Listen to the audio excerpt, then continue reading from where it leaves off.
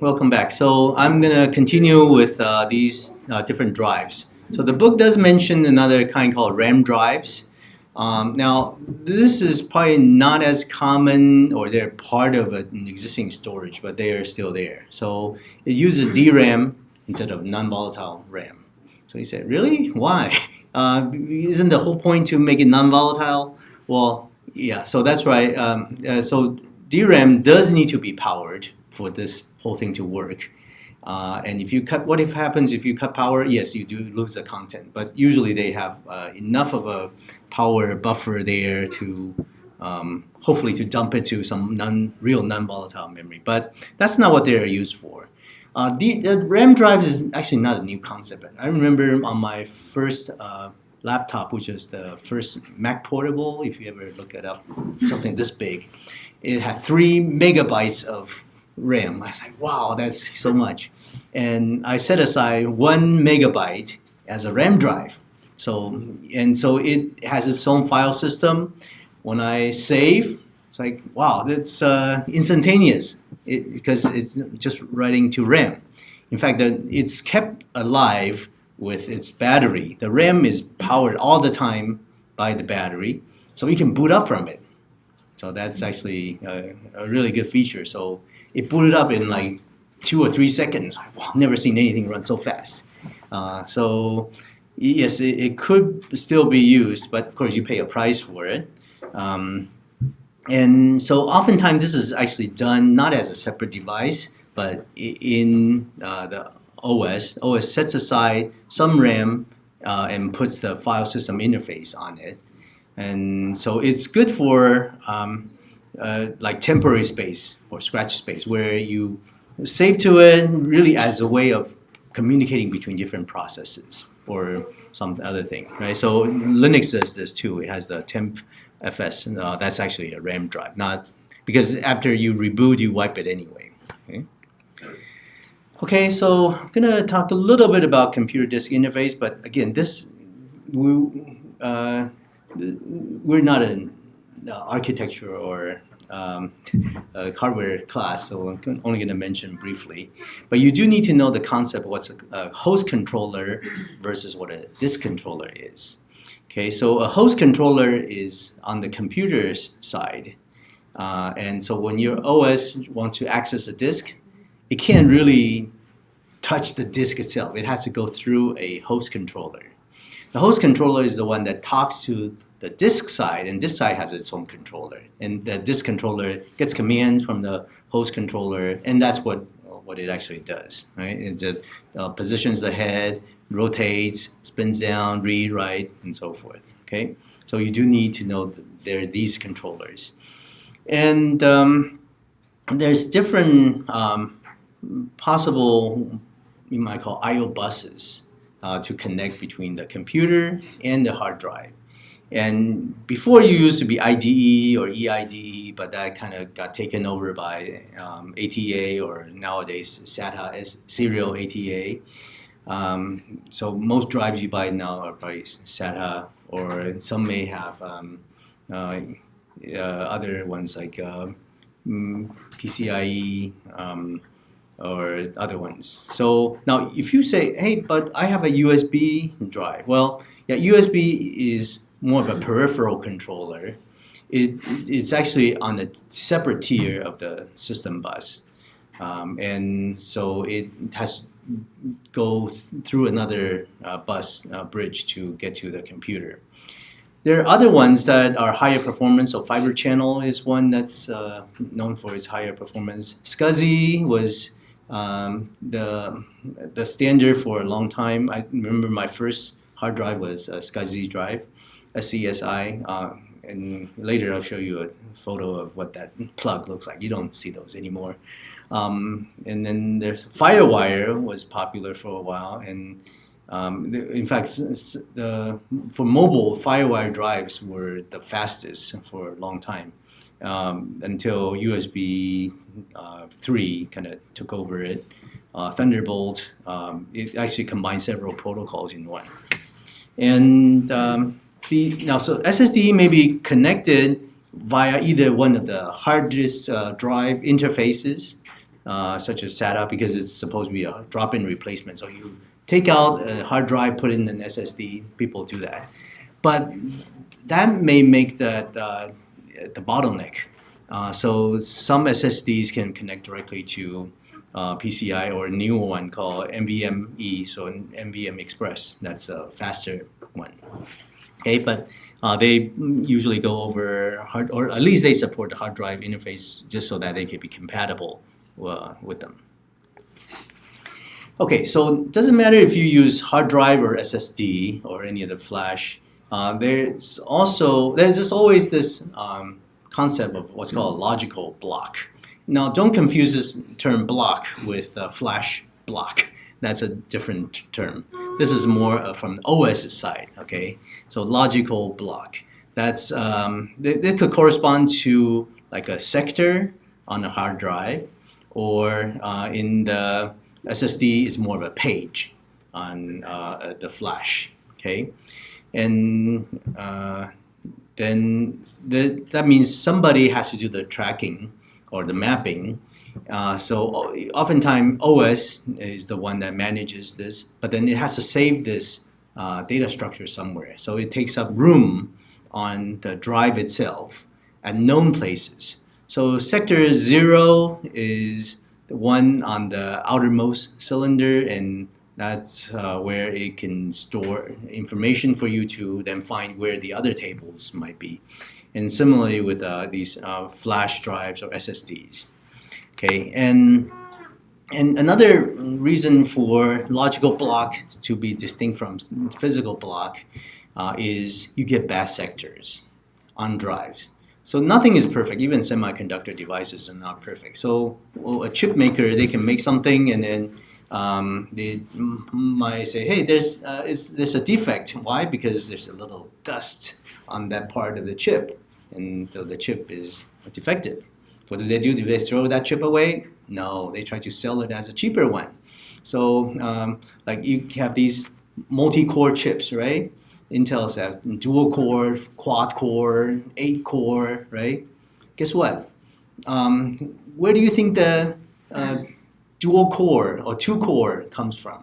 Well, it's really the same as your 4 core chip, but then it happens so that maybe 1 or 2 of the cores are defective. I say, okay, that's okay. We can still use the other cores that are still good. They disable the other bad cores and then use the other 2 cores. Put them in the same chip. You don't know that it contains 2 defective cores because they sell it for cheaper. They say it's a 2-core device.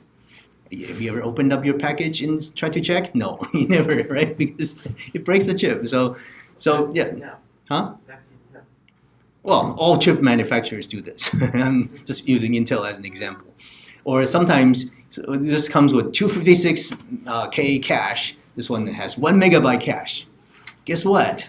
It happens so that a little dust particle was over half of that cache, so they disable that part of the cache and sell the other, can reconfigure it as one with less cache. That's squeezing the toothpaste. So that's what chip makers do. But in that case, they should check all of the processes. Yeah, of course they do. All of them. Yes. They are not doing. They are not. They do. Producing by batch. They produce by batch, but then they have automatic testing machines to test all of them. All of them. Yes, and reconfigure them. Oh. I didn't know that. Yeah. So same thing with drives. You think all of them come out the same? No. Some have more defects than others. So that's why you get this one is 1 terabyte. This one is 2 terabytes. They were all meant to be like 4 terabytes, but some have more defects, so they disable more and then sell the same one as a cheaper one or lower capacity one. You think they actually make drives just for 1 terabyte and 2 terabyte? No, it's the same process. They just mark the defective ones, okay? And they may use some as spare, so that right. And these so basically they skip over the bad sectors. There's a linked list there, right? So, and so that way the user doesn't even know those bad ones exist. Okay, kind of tricky, huh? Yes, but that's what they do. Same thing with Flash too, right? So that's why this mapping is needed. Okay, so you only see the logical mapping. The controller takes care of a lot of the physical mapping, or maybe OS gets involved. Now there's also another thing, but I didn't want to get into too much, is the constant angular velocity versus constant linear velocity. That's just, do you spin the drive at different rates when you're at different radius? Well, optical drives do, most hard drives don't. Anyway, okay, now what the OS does is really the hard disk scheduling. That's really a big part of what this chapter is. And so, so the other stuff is all mostly background. So hard disk drive scheduling has the goal of improving access time. That means try to give you the most bandwidth possible and shortest possible time, right? But what can the OS do? Can it change the rotational speed? Not really. I mean, not much it can do. It just rotates at that same speed. So what it can do is scheduling the seek. That means moving from one track to another, or moving one cylinder to the next, because you're moving all the arms together, right? So now the assumption here is that you get these requests in batches. So it could be a request to do a read for a large file. Now, where are you reading from? Well, if you're lucky, they're one after the other. Same radius, and hopefully the next track and next track, so you do minimum head movement and rotates, and you just pump out data one after the next, right? But in reality, is that really gonna happen? Not likely. It has to skip around because it's scattered all over the place, just like a page, right? Remember virtual memory? If you want physically contiguous, well, that's hard, but logically contiguous is much easier, right? And then you do the mapping, and with memory, it's not a problem because the access time is mostly uniform. With hard disk, no, it's not uniform. So, but then the same idea holds. So that means you think your file is logically contiguous, but in reality, physically not contiguous, right? These sectors get scattered all over the place. And if that's the case and you're reading a large file, guess what? If you listen to your hard drive, it's going back and forth very much. What's that sound? That's the head moving to different sectors, different radius, right? And so, but OS has a chance to do that. So some OSs have defragmentation.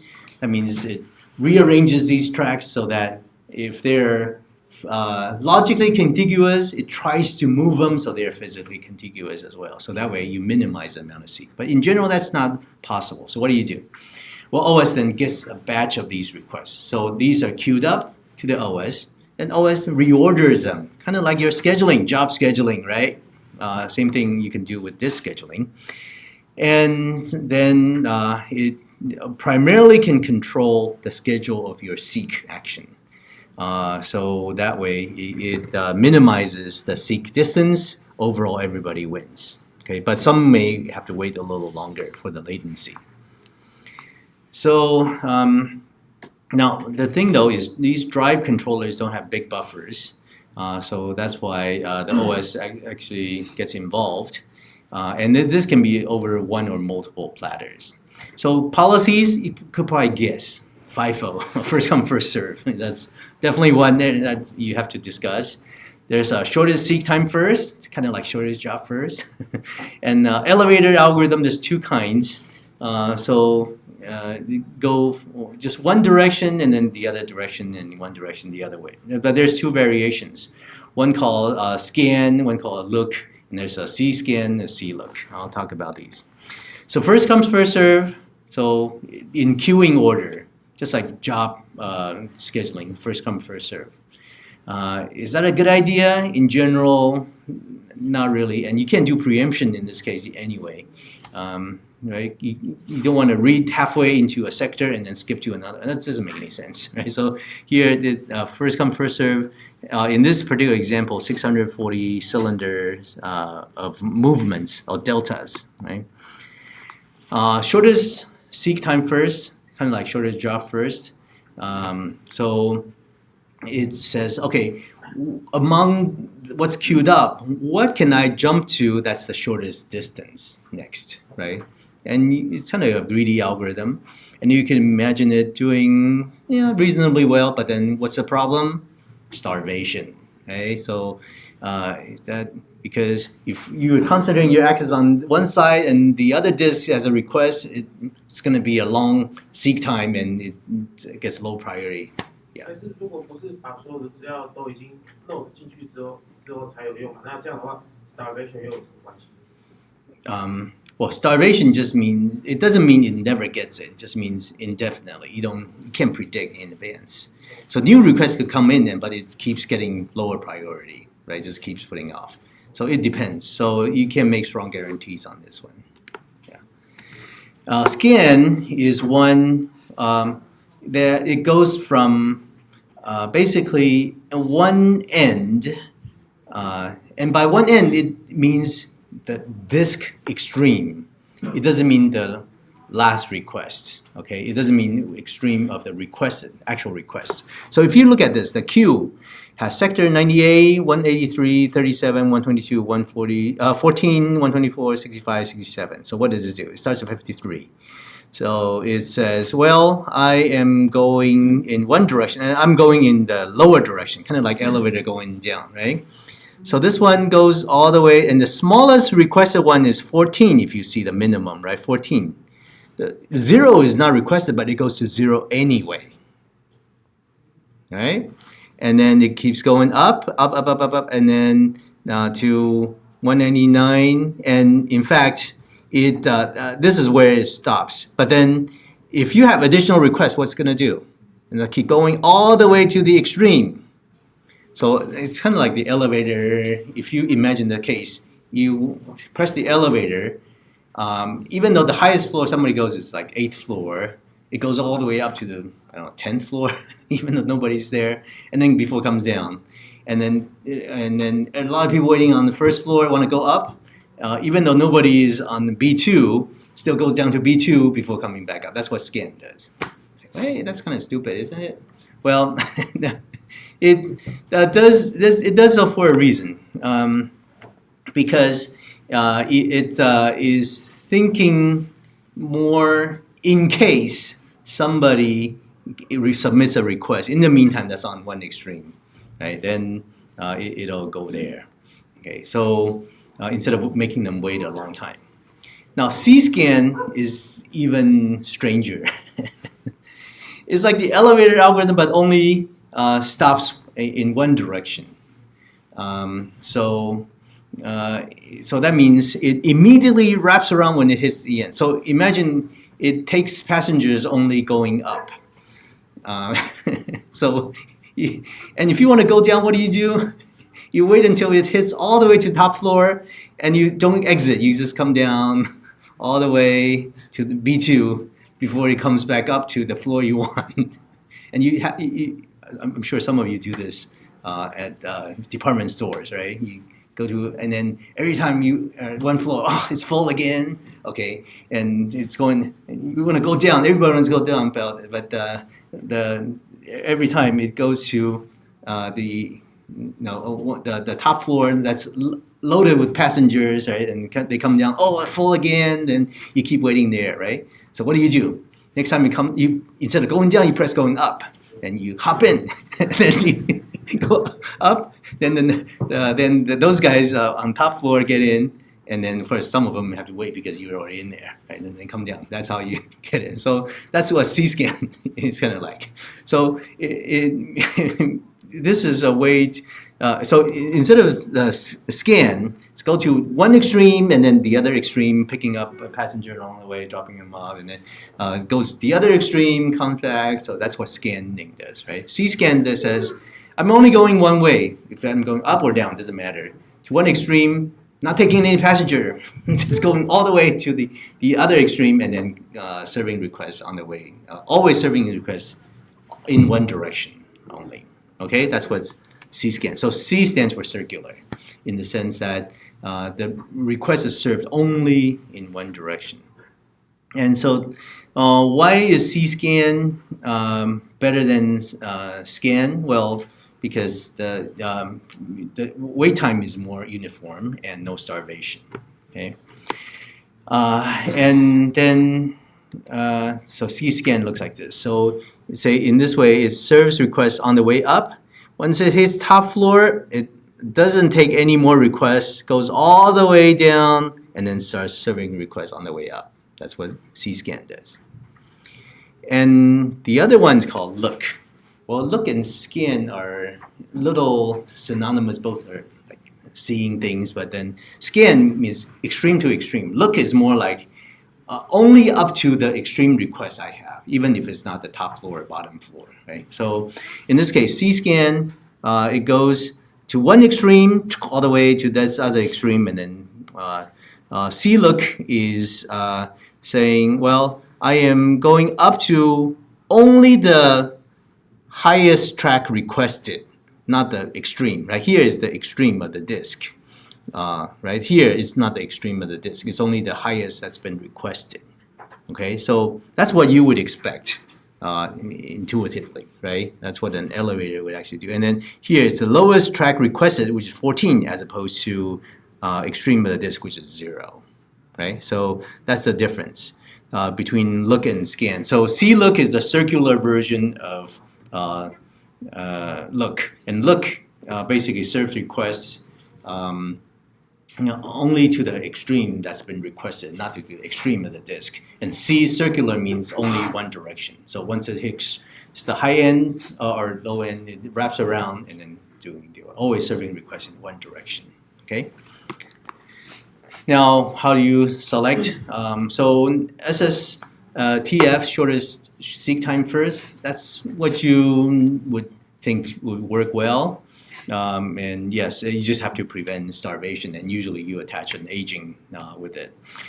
Scan and C-scan, it's less starvation, but then, so yeah, if it's a system that's heavily utilized, then scan would actually be good. So it depends on a lot of things. One is number of requests, how loaded is your file system or disk. And the allocation method, which we'll talk about in the later chapter, and also metadata, that is where you do put your directory and other linking, the mapping tables, that can make a difference too. And so so default would be probably SSTF or look kind of algorithm, but rotational latency could be an issue, disk-based queuing could be an issue. But anyway, I'm not going to go into a lot, just as long as you are aware of these different ways of doing disk scheduling. Now for Mvm scheduling, you don't have seek time to worry about. You don't have rotation. So the first come, first serve type works okay because really not much to schedule there. But you do need to worry about writes, right? Because write is so much slower. So what you want to do is kind of plan ahead and then minimize the amount of writes you have to do by combining them in smart ways. And you do have to do remapping so that you don't have that extra erase latency in there, and you might want to hide that erase latency, kind of like how these pagers reclaim pages more aggressively, right? And this garbage collection where leveling to consider. Whatever you do, you have to avoid write amplification. That is, you do one write, but then it actually results in a lot more writes, right? Remember, because in order to write, you have to erase, but then that erase brings in even more writes, just so that you can write back in place. So most people don't write back to the same page. They pick a separate page, mark these as invalid, but then they also do a lot of write buffering, so that you combine a bunch of writes as much as possible, or you track the zeros and ones states so that you notice, oh, this part hasn't been written. I don't have to do another erase. I can just write over that part, okay? Error detection and correction is important. This does happen to all disks. sometimes silently you don't even know. Why? Because these disks are smart. They include additional bits for not only detecting errors but also correcting errors. So really? Can you correct errors? Yes, you can. You can also do fewer bits so that in case of error it detects it but can correct it. But you can include a few more bits so that it not only can detect but also correct. And so for error detection, common ones are parody bits, checksum, or CRC. So parody is more like a bit. If you want even parody, what you do is you include an extra bit. So UARTs do this. UARTs have even parody, odd parody, so that you count the number of bits. If it's even parody, then your parody bit will be set to 0, 1, so that the sum of the count of 1 bits will be an even number. Or odd parody, you add up, you count the number of 1 bits each, so including that parody bit to make it odd. Right? So if I have 1001 as my data, in even parity, the parity bit will be 0 because I have 2 bits, right? And odd parity, I set the parity bit to 1. So that can be done in hardware or software. Most hardware can do this. Checksum is more like I add up the data over an array. So then whatever it is, if I add this checksum modulo the bit width, I get 0. Okay, so that way you can check over a bunch of data, not just a single byte or a single word at a time. CRC is another form that's a redundancy check. It has bit shifts and all that, as opposed to checksum. Checksum is easier to compute. CRC, you can do this easily in hardware. Now, error correctable code is, this book calls them error correction code, but I think the more common term is error correctable code. It can detect and correct errors. Okay, and one example is Hamming code. You may have seen or may not. I'll show you a little bit later. But whatever the case is, these are additional bits you store. Okay, and a lot of these storage devices do have additional fields for storing these extra bits. They're not there. User doesn't see them, but the controllers do. Now, when you do formatting, you're actually, you can do high-level or low-level formatting. Low-level is something called physical formatting. What you do is to do a low-level logical structure, because otherwise it's raw storage, especially disk, just nothing but magnetic particles over.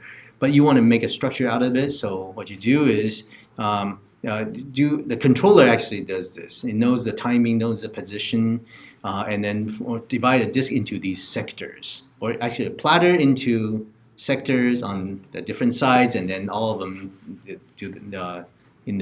form the sectors together form a track, and then the collection of tracks is a cylinder.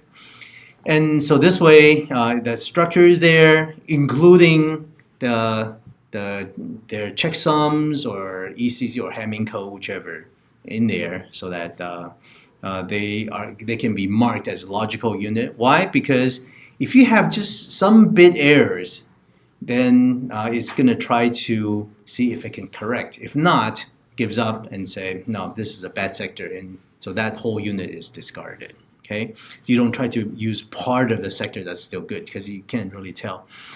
And the sector does have additional bookkeeping information, metadata, header, trailer, the data area. So it has a page number, checksum, or error correctable code. Now, logical formatting would be the higher level. You do partitioning, divide the disk into one or more groups of cylinders, and treat each one as a logical disk. So you may have partitioned your drive, like you have one hard drive and you have one partition maybe for the system, one for your user data, one for something else, or maybe different OSs, right? So that can be done. And logical formatting is really to make a file system. So in addition to partitioning, each partition should be, it could be just unformatted, or it could have a file system. It could have Linux kind of file system, exe3, 4, or Mac may have this HFS or Windows FAT file system, NTFS. So, but we'll cover those in a later chapter. Okay. Now, block management has to do with how you track these blocks for their use and also bad block handling in case some blocks, in this case, corresponding to a sector or pages on flash, you may mark them as usable or not usable, and some may be marked as spare. So in case you find a defective one, where do you store the data? Well, you still can recover from it, right? And then there's block for system use. So boot block would be when your system needs to boot up, it goes there to a known place. That's when it starts loading code that then bootstraps itself, right? And so booting from a disk, both there's in Windows there's a master boot record that has a boot code and partition table, and so that's how it bootstraps. Fetches this from a known location, and then it points to the partition, and then can boot from there.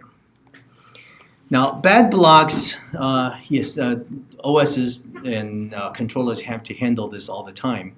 It's because at least controllers can, as part of accessing, can tell you that you have a defective sector, okay, or bit errors.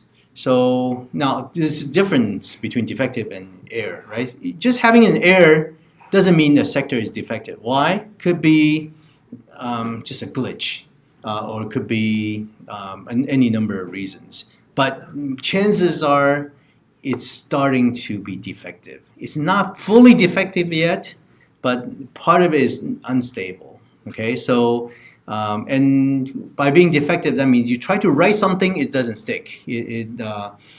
Sometimes it writes a 0, sometimes it writes a 1. It's not reliable, right? And part of it is because you may just have a tiny little head scratch on the platter. That could be what happens. In some cases, it's not fatal because you can reconstruct, you can rebuild out of your error correctable code. And that's when you should start paying attention. And some of you may have run like disk repair programs, right? So then it says, find some bad sectors on there, but then the program was able to fix it. Well, how does it fix it? It could be rewriting over, or most likely it could do some checking. So how does it? First it has to read out the data, read out the correct version of it, right, by applying error correctable code, and then find another sector to say I'm gonna move the content to a different good sector, and then adjust my mapping that way, right? So that way at least your data is saved. What do you do with that questionable sector? Then what it can do is some low-level tests. It can write zeros, writes ones, and then writes 0 and 1 all mixed up, and then write and read back to see did I just save what I thought I wrote, right? And if you start to see a pattern, then that sector is probably bad, and then they can mark it as a bad one. Never use it again. Too risky, and so what does it do? So some will have what's called spare sectors. So those are potentially hidden. You don't see them, but the controller knows about, or OS knows about them. And so in case of a bad sector, then it brings one of the spares out and then turn them into use. So you move the data, the correct data, while you still can before the sector becomes fully defective, right? And then save that to the spare and then do the relinking. So anytime you try to read that, you skip over the bad one, you go to the spare one, which is no longer spare now. Okay, just like your car can have spare tire. In case of flat tire, replace it, take it from your trunk, put it right a spare. Yeah. A sector may fail. Yeah. Spare depends. It's a good practice, but not always. You can't expect all OSs to support spare, because it has free ones. You could just take a free one to use as kind of a stand-in. But yeah, it's a good practice, and I think hard drive makers or SSDs they do use it, especially when they have just a tiny little part that they couldn't call it like a 4 terabyte drive. It's now a 3 terabyte. Well, you may have a lot of spare in that case. Now, sector slipping is one where you try to do a little bit of optimization, and you would allocate these spares as part of some contiguous block, maybe at the end of certain a track, right? So one track wouldn't be all in use. You would devote a few of these as spare. So that way you do an entire shift in case you have some defective ones. So here's an illustration. So you may have one sector, and here's your data, and then you come along, and then this A becomes defective. You could still repair it, so you still can recover this A, but you mark this as a bad sector, and then what do? Then you find, where's my spare? Well, the spare is back here. It could be on the same track, right? And chances are it's on the same track. So that way, you basically do a backward copy. So you, and this one, if you keep it on the same track, that's desirable because you wouldn't have to then do a seek, right? Yeah. So then you say, I'm gonna turn this spare into real use. So what I do is not just put A in here because that's kind of wasteful. I come here, I want to read A, I can't. I have to skip over B, C, D, all the way to X before I can read A. But now I want to read B again. Oops, I have to wait for the rotation to come around, right? So the better way is to say, well, let me just do this work once. Let me copy X into the spare, W into X, O space, and then so shift everybody so that the spare is occupied. Then A then can occupy this. So here you pay minimum cost because all it does is skip over a sector time, then it reads it normally, and no additional seek is required. Okay, so that's sector slipping. Okay, next topic is swap space management. It's to use to support virtual memory. Swap space used to mean you swap entire process. Now we're really using this for paging, right? And you have option of either using a real file system, which may be easier for the user to set up. You just see, oh, a bunch of space got lost, but then that's not as efficient for the OS because everything going through a file system, as you'll see in a couple of chapters, that it's going to be very costly. A lot of metadata to keep. Better to just set aside some dedicated space and just access as raw storage, and that's the common practice. But if you're running this on a little SD card for your Raspberry Pi or thing, turn off swap space. That's otherwise you're going to kill it very soon. And some may use swap space in creative ways. Okay. So swap space management, well, there's space allocation, space usage, and then map. And I'm not going to go into a lot of detail, but just wanted to point out there's different ways these can be done. So some may allocate swap space when the process starts. That tends to be the older way of doing things. Some allocate when you have a dirty page that needs to be flushed, okay, saved out to disk. That's Solaris 2. Now, the usage, well, it could depend. Some may do this.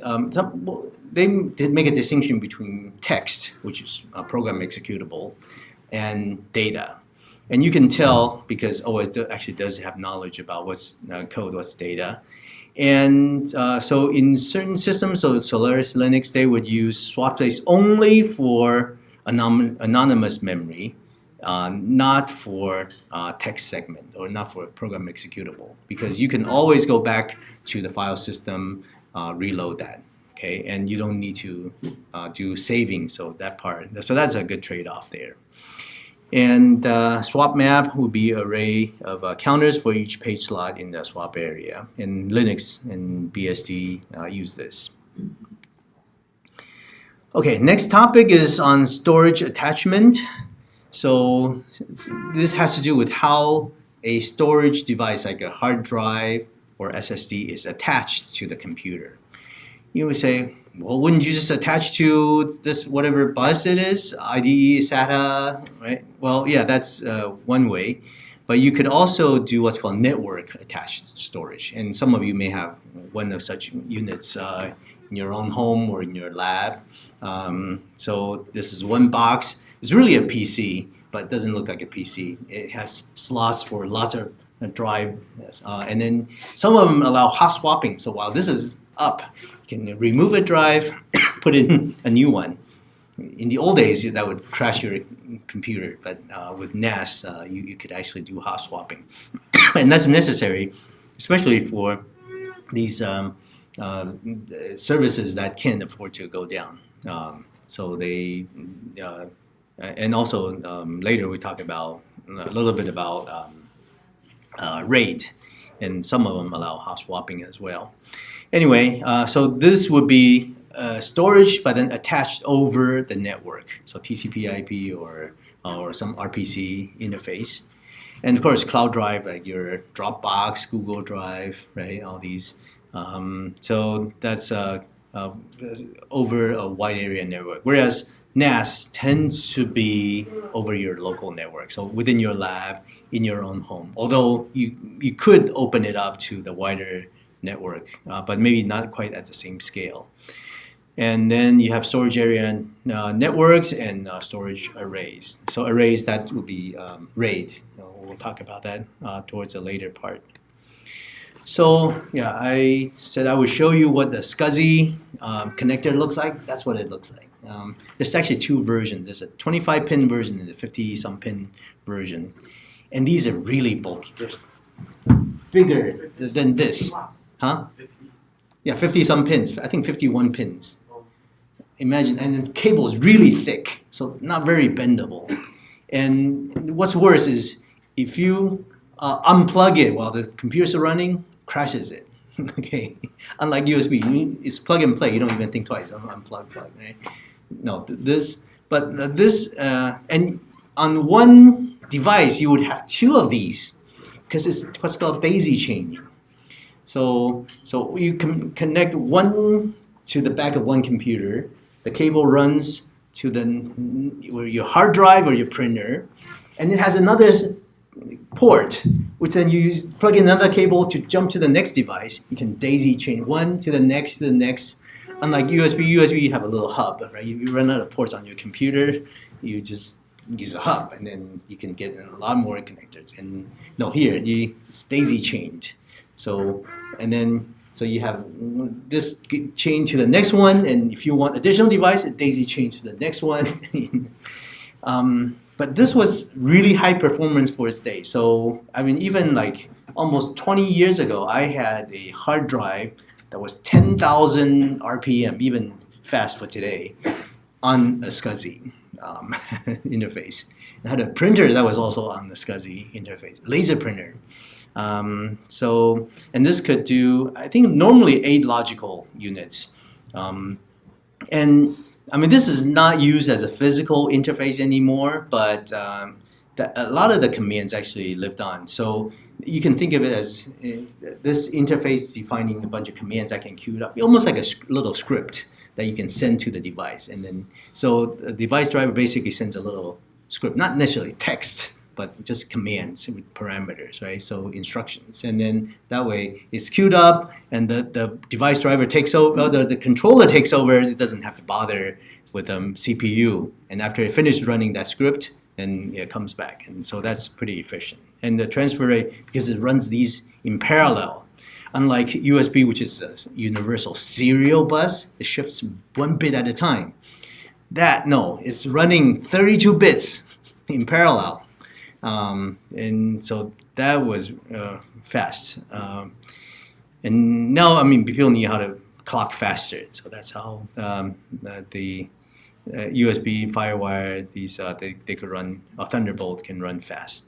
And serial means you don't have to have so many cables. So these cables were expensive, right? Because just so many copper wires running. Anyway, so for hard drives, SATA is probably pretty common. It's drop-in. IDE used to be popular before the SATA.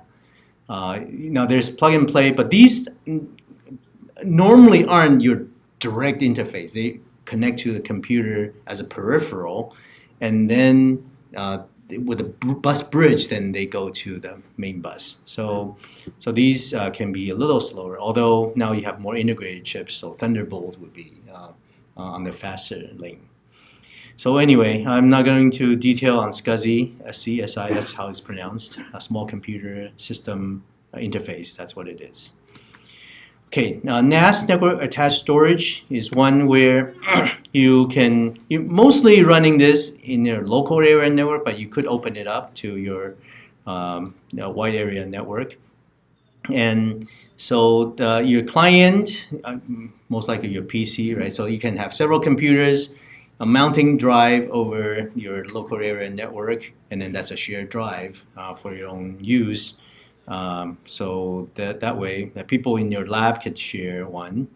And this usually is built over some network protocol. Could be RPC, could be TCP/IP, or UDP over IP network. And iSCSI protocol, so that means it's not using the SCSI physical interface, but a lot of the same commands can be used. So that way, there's reuse of a lot of the functionality from the drives before. And storage area network, or SAN, that's common for in larger storage environments. So instead of one, you might call your NAS, it actually combines multiple things in just for a larger scale. So that you can have multiple hosts attached to multiple storage arrays. Okay, so your NAS may usually have one storage array, but a SAN would have multiple storage arrays. And it's just a larger scale and can be local or wide area. And so this certainly is designed to operate with minimal downtime. So it should be easy to add, remove storage, easy to add new hosts, connect, disconnect, or attach, detach. And what they use should be low latency fiber channel or fiber channel over Ethernet. And there's a few other ones for higher speed. So this is what fiber channel looks like. It's high-speed serial architecture, and it can be switched, but in optical. And unless you do over Ethernet, then that would be, say, gigabit or 10 gigabit Ethernet. And there's also the iSCSI and InfiniBand. It's another one that's more special purpose, but also high performance, more for this scale of system. Storage array is a way, it's not the largest scale, it's more of how do you put multiple drives together to form one unit that then has better property, both in terms of performance and reliability. And also you want the ability to do hot swapping and having hot spares. A hot spare would be one that's part of the array but not normally store anything unless you detect something that's effective. Then it's activated and then data is put on there. Okay, a lot like your sector idea. And these can do more things like snapshots, cloning, and replication, deduplication, and all those. Deduplication would be to find redundant things. So maybe you have one file that appears multiple times, like I don't know, sometimes a photo library, you have this problem, right? Then deduplication would be say, oh, those are actually the same thing, so you eliminate duplicate copies.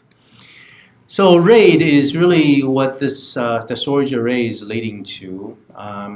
Strictly speaking, this is a computer architecture topic, but I'm compelled to tell you about this because it's in the textbook, and some of you taking future exams will be tested on this, so I'll do some coverage for this next time. You can read ahead. And I mean, if you really pay attention, there's very little on what the OS can do with the RAID.